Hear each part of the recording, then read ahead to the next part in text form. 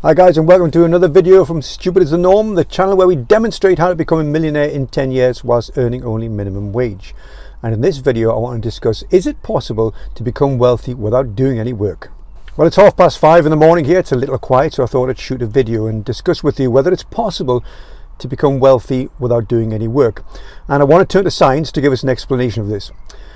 Let's start with probably the most famous formula in the world, E equals mc squared. It's Einstein's famous formula, and what it means is energy, E, is equivalent to mass, m, times the speed of light squared. Now what it means is mass is energy, energy is mass, the two are interchangeable.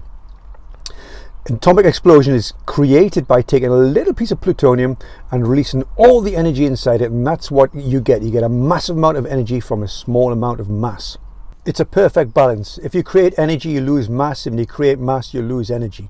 Same thing happens with your body when you die. If they put you in the ground, all the energy that was in your body now goes into the ground and you lose mass. If you're cremated, most of the energy in your body just disappears in heat energy. Again, a perfect balance. There's always a price to pay. And it's the same with wealth. You don't get wealthy without doing something for it. You have to pay an appropriate cost. That might not be a cost in financial terms, but it could be hard work, sacrifice, and an emotional toll, but there has to be a price paid.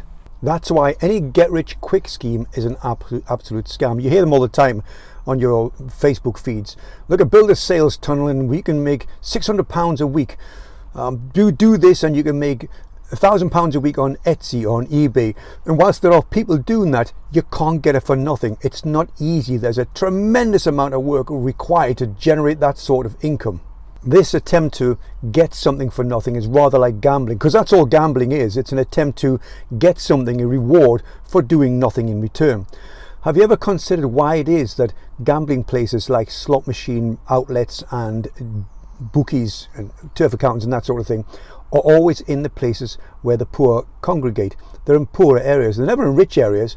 If you want to take somebody's money off them from gambling, you think, well, we'll just put it in a place where somebody's got money.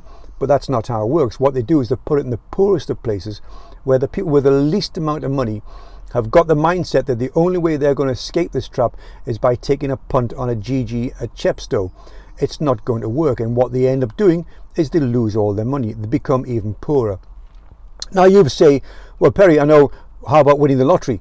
Because that's getting something for nothing, and that's true, but there's a price to be paid, not by the person who's won, but the 14 million who lost their money in order to provide the fund to pay the one that won. There's a price to be paid somewhere. Nothing comes without a price being paid for it. Unless you're going to obsess about repaying that debt, the debt will remain. Unless you're going to work 60, 70, 80 hours a week, then you're not going to hit your target to become wealthy. And that's fine. If you're happy being average, great. I'm not complaining. I'm not saying I'm right and they are wrong. I'm just saying if that's what you want to become wealthy, you have to be prepared to pay the price. Everybody wants to go to heaven. Nobody wants to die. So it comes down to what you want, I guess. But you can't have it both ways. You can't have your money now and in the future. To have that future wealth, you have to pay the price now, which is working hard and making sacrifices, and do that over an extended period of time. If you're not willing to do that, then you're going to forfeit your future wealth. And that's fine. I'm not judging anyone. If you want to be average, you want to be normal, you want to be satisfied with what society's shown you, that's great. But for those of us who want something different, we have to pay the cost now. It's the only way to do it. There is no alternative. So it comes down to choice, guys. You decide what it is you want, but be prepared to pay the price. Don't be stupid and don't be normal.